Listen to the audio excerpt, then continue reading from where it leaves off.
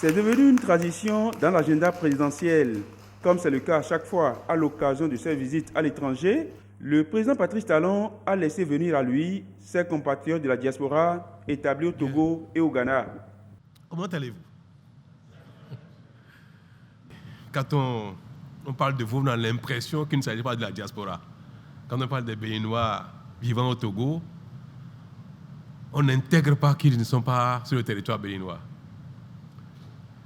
Votre terre d'adoption est si proche de votre terre d'origine que souvent on a tendance à oublier qu'à côté, nous avons également une diaspora qui a besoin de se sentir bien prise en compte.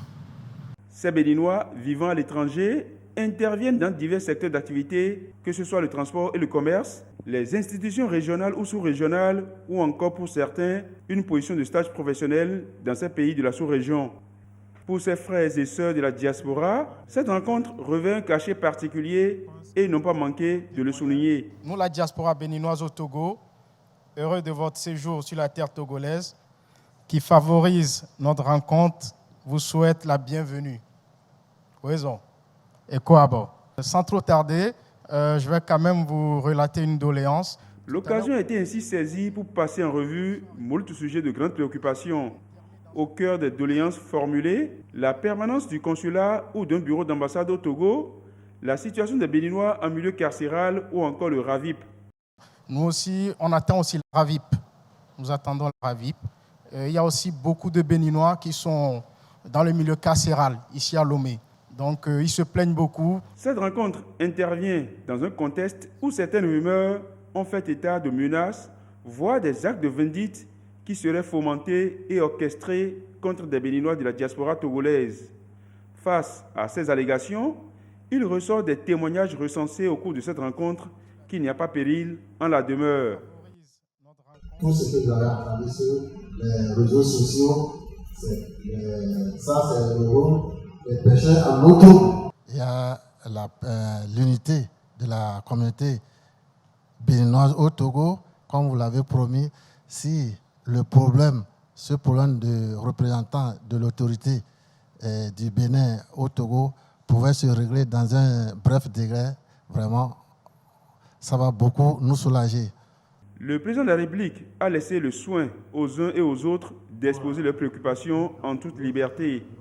Sous le feu roulant des doléances aussi variées que diverses, les échanges à bâtons rompus nés au détour de cette rencontre ont permis au chef de l'État de recenser l'essentiel des préoccupations. Par rapport au salaire, Oui. Si j'ai 4 ans à faire, quand je finis mon 10e mois, on me coupe 50% du solde indiciaire de mon salaire jusqu'à la fin. Et vous savez que c'est pareil pour les étudiants au Bénin qui sont en spécialité. On ne leur prend plus en charge leurs frais de recherche, de spécialité qu'on sort, et c'est une requête générale. Nous sommes en train de l'examiner et je pense qu'avant la rentrée prochaine, ça va être rétabli parce qu'ils n'ont pas les moyens. Et c'est une réalité. Ça, c'est prévu qu'après la rentrée prochaine, quelque chose soit fait.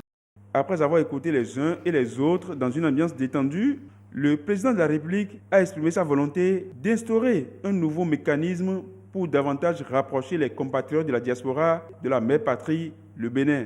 J'ai dit que nous allons assez rapidement demander, saisir les diverses associations connues pour que celles-ci désignent entre elles 2-3 personnes maximum pour être le porte-parole des Béninois pays par pays.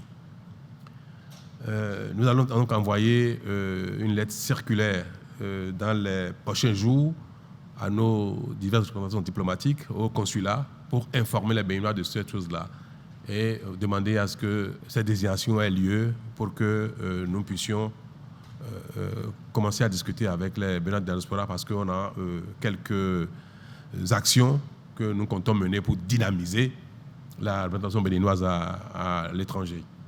Et l'une des premières mesures que nous allons prendre pour rendre la chose dynamique et attrayante, c'est de pouvoir inviter à Cotonou, d'abord à l'occasion des fêtes nationales, puis après à d'autres occasions, ces délégués-là, pour créer un courant formel d'échange avec eux. Cela nous facilitera la vie pour examiner les problèmes qui se posent à nos compatriotes de l'étranger, pour passer des messages que nous souhaitons leur passer, pour parler notamment par exemple de l'enregistrement des Béninois au RAVIP, qui est une chose parmi tant d'autres à venir. Je pense que d'ici le mois de mai au plus tard, nous allons nous engager dans cette désignation de délégués de nos Béninois pays par pays, sans du tout remettre en cause le rôle, par exemple, du Haut Conseil des Béninois, pas du tout. Tout est bien qui finit bien. Les échanges qui ont ponctué de bout en bout ces moments placés sous le sceau de la fraternité ont été bien appréciés par les Béninois de la diaspora établis au Ghana et au Togo. Les chaudes poignées de main échangées à la fin de cette rencontre traduisent l'intérêt et la confiance que ces ressortissants béninois accordent au premier magistrat. Une photo de famille a été prise pour immortaliser ces instants de fraternité orchestrés dans une ambiance bon enfant.